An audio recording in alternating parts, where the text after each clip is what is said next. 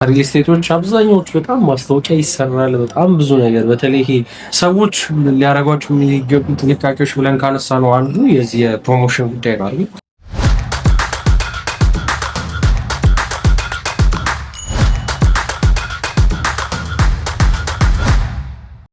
ሰላም ውድ የሰንድራይ ቤተሰቦች እንደምን አላችሁ? ዛሬ በሰንድራይ ሆምስ ከዚህ በፊት እንደምናደርገው በአፓርትመንቶች በተለይም ደግሞ ሪል ስቴቶች ጋር የተገናኙ መረጃዎችን እናጋራቸዋለን።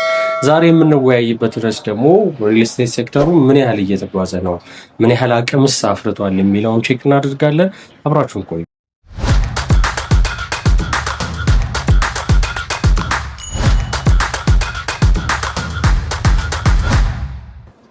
ሰላም ኪያ፣ እንዴት ዋልክ? ሜርሲ፣ እንዴት ነሽ? ሰላም ነው? ደህና ነኝ። ሪል ስቴታችን እንዴት እየሄደ ነው? ዛሬ የምናወራበት ርዕስ ነው አይደል? ልክ ነው። እንግዲህ ከዚህ በፊት ምናልባት ቤተሰቦቻችን ወደ ኋላ ገብተው ካዩት አካውንታችንን ምናልባት ሪል ስቴት ላይ የተወሰኑ መረጃዎችን የሰጠናቸው ነገሮች አሉና ከዚህ በኋላ ግን ሞር በተሻለ ሁኔታ ይሄ መረጃዎችን የምንሰጥበት ሰዎች ኢንቨስት ሲያደርጉም ሆነ ሌሎች አማራጮችን ሲወስዱ መጠየቅ የሚገባቸው ማወቅ የሚገባቸው ነገሮች ብለን ያሰብናቸውን እናወራለን ብዬ አስባለሁ። አይ ቲንክ ያው ቤተሰቦቻችንም በደንብ ጥሩ ፍሬን የሚያፈሩበት ይመስለኛል። እስቲ ለዛሬ የምናነሳውን ሀሳብ ሪል ስቴት ሴክተሩ እንዴት እየሄደ ነው፣ የሪል ስቴት ሴክተሩ ሁኔታ ምንድን ነው የሚለው ነው። እኔ የሚገርምሽ ሰሞኑን እንደዚህ እየታዘብኩ ነበር አንዳንድ ነገሮች እና ሪል ስቴቶች አብዛኞቹ በጣም ማስታወቂያ ይሰራል፣ በጣም ብዙ ነገር። በተለይ ይሄ 10% ቤት እንትን ምናምን እና ሰው በጣም እየተወዘገበ ነው አይደል? እና እዛ ላይ እኔ የነበረኝ እይታና አሁን ላይ ለሪል ስቴቱ ያለኝ እይታ ደግሞ በጣም የተለያየ የሆነ ነው። ቢኮዝ ሪል ስቴታችን ኖርማሊ አሁን ቤት የሌላቸው በተለይ ደግሞ ማለት ነው ከተማችን ላይ እንዳጠቃላይ አሁን በካንትሪያችን ይሄ ቤት የሌላቸው ሰዎች ቤት እንዲኖራቸው በተለይ በቀላል ዘዴ ማለት ነው አሁን በመጣው ዘዴ እንዲኖራቸው የሚል ሀሳብ ይዘው ነው በእርግጠኝነት ሪል ስቴቶች የተመሰረቱት። እና አሁን ላይ ግን ያለው እንደዛ አይመስልም። በጣም ለትርፍ የተቋቋሙ ማህበረሰቡን ከማገልገል ወጣ ያለ አይነት ነገር የሚያደርጉ ሪል ስቴቶች እየበዙ ይመስለኛል። እና ከማስታወቂያ አንጻር እንደዛ እያሰብኩ ነው። አይገርምሽም? ምን ታስቢያለሽ እዚህ? አይ በጣም ልክ ነው።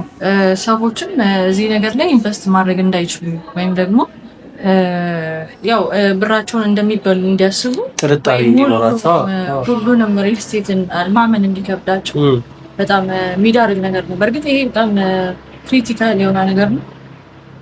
ያንንም በደንብ ለይተን እንድናወራ የምፈልገው ዛሬ። ያው ከዚህ በፊት ያለው ነገር እንዳለ ሆኖ ግን እስኪ ቆይ የሪል ስቴት ገና ከመጀመሪያው ከስራ ሪል ስቴት ራሱ ሰዎች ያላቸው አመለካከት ምንድን ነው? ትርጉሙ ራሱ በቃ በምን አይነት ወይ ይረዱታል? ሰውን ይቺ የምትፈጠረው የፕሮሞሽኗ ነገር ነው ብዙ ሰው ላይ ማይንዱ ላይ ያለው የሚመስለኝ እና ውስጡ ግን ያዘለውን ትልቅ ነገር የተረዱት አይመስለኝም። ኦር ይሄ ነገር ግልጽ አድርገንላቸው እንድናልፍ እፈልጋለሁ።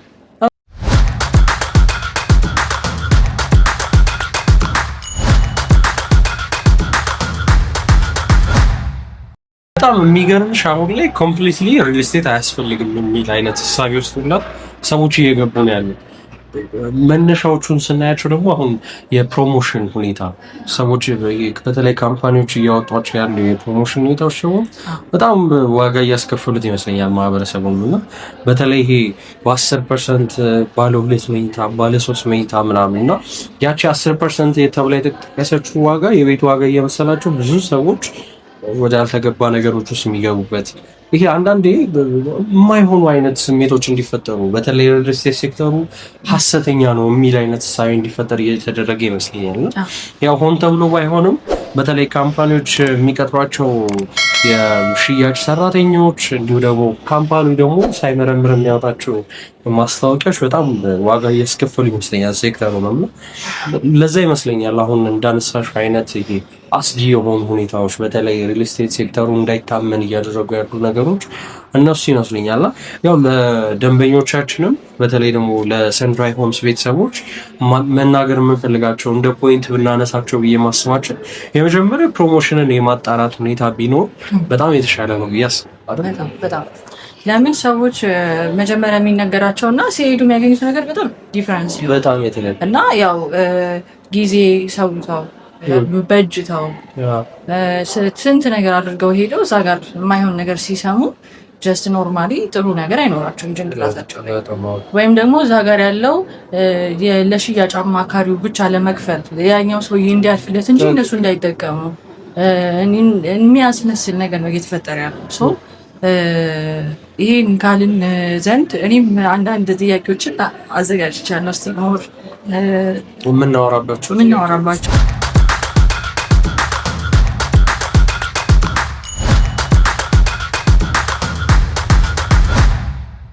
ያው ግን ከዛ በፊት እኔ በተለይ ደግሞ አሁን ያው እንደ ሴክተር አይደል ላይ ያወራን ያለው እንደ ሴክተር ሰዎች ሊያረጓቸው የሚገቡ ጥንቃቄዎች ብለን ካነሳ ነው አንዱ የዚህ የፕሮሞሽን ጉዳይ ነው አይደል። ሌላኛው ግን ይሄ ሄዶ ሳይት ሳያይ ነገሮችን ሳያጣራ የሚወስን ገንዘቡን ኢንቨስት የሚያደርግ ሰው ደግሞ በጣም እየበዛ መጥቷል። የሆነ ሰዓት ላይ በጣም ብዙ ሰዎች ጥሩ የሆነ ነገር ላይ ነበሩ። በተለይ ደግሞ የማጣራት ጉዳዮች ላይ ጠበቃዎችን የማማከር ባለሙያዎችን ይዞ ነገሮችን ቼክ የማድረግ ነገር ላይ ጎበዞች ናቸው እያስባል። አሁን ላይ ያለው ደግሞ ትንሽ ይሄ የተማረ የሰው ኃይል እየበዛ በመጣ ቁጥር ደግሞ የባሰ በጣም እየሾቀ ያላሸቀ የመጣ ነው። ሁለተኛ እንዲያው ቢወራ ብዬ ማስቡ ደግሞ ይሄ ነገሮችን የማጣራት ሁኔታ በተለይ ዶክመንቴሽን ጉዳዮች ከተያይዙ እንዲሁ የባክግራውንድ የካምፓኒ ባክግራውንዶች ከተያይዙ የሚነሱ ነገሮች በጣም ወሳኝ ናቸው እያስባለሁ። እና አይ ቲንክ ያው ከዚህ በኋላ ባሉት ቪዲዮዎች በእርግጠኝነት የምናነሳቸው ፖይንቶች ይኖራሉ። ያው ቤተሰቦቻችን በደንብ ጥሩ ነገር እንደምትይዙበት እናስባለን። ዛሬ መግቢያችን ነው። ከዚህ በኋላ ያሉትን ቪዲዮዎች እየተከታተላችሁ አካውንታችንን ሰብስክራይብ እያደረጋችሁ ቆዩ። እኔ ኪያ ነበርኩኝ፣ እሷ ደግሞ ኔርሲ። አብረናችሁ እንቆያለን ከዚህ በኋላ። እናመሰግናለን።